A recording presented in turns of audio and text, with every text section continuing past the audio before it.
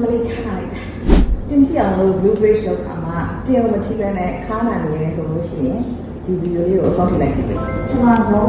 6ပုံထားတယ်ဆိုတာနေပြီးတော့ပြန်တယ်နော်6ပုံအရင်ကြီးဒီလိုကြီးကံထားဘူးလက်ကိုတစ်ခွားမှာအဲ့လောက်ကိုထားမယ်စီရိုးတော့သူက6ပုံခဏကုန်နဲ့အရင်ကပ်သွားတယ်ဆိုလို့ရှိရင်ဒီ first master ကိုထိတတ်တယ်6ကိုထားပြီးလို့ရှိရင်အပေါ်ပြင်ချင်တယ်ဒီပေါင်ကိုထိနေဆိုရင်ကိုယ့်ရဲ့6ကအရင်ကြီးနေလို့ဒီလိုမှ6ကအရင်ဝေးနေဆိုလို့ရှိရင်ဒီနောက်က hamstring ကိုထိတတ်တယ်အဲ့တော့အရင်ဆုံးတင်မအောင်ပင့်ကြည့်လိုက်မယ်ခါမကော့တင်မကိုပင့်ကြည့်လိုက်ရင်သူကတင်မတင်းနေဆိုလို့ရှိရင်ကို6ရဲ့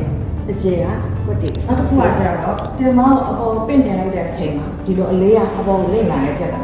အဲ့ဒါဘယ်လိုလုပ်မလဲဆိုတော့ဒီအလေးကိုဒီဘေးကနေမတိုင်နဲ့ပေါ်လေးကနေဒီလိုနဲ့ထင်ထင်တွန်းထားတာโอเคနော်ဒီပေါ်လိမ့်လာရဲဆိုလို့ရှိရင်သူကတင်မရဲ့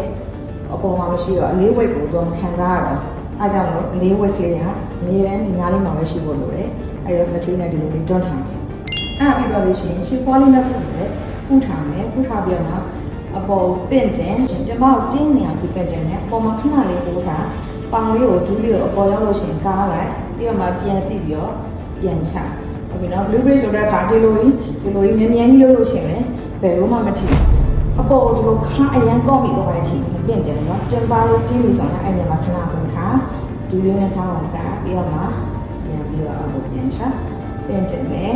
ကားမယ်စီးပြီးတော့ပြန်ချမယ်အခုပြောထားတဲ့အတိုင်းသေချာလေးလုပ်မယ်ဆိုလို့ရှိရင် blue bridge လုပ်တဲ့အခါခါမလာတော့လည်းတင်ပါလေးပဲထိသွားလိမ့်မယ်နော်ကျလို့ကိုကပို့ထိချင်တယ်ဆိုလို့ရှိရင်ဘန်းကိုဒူးအထက်လောက်မှာပတ်ပြီးတော့လုပ်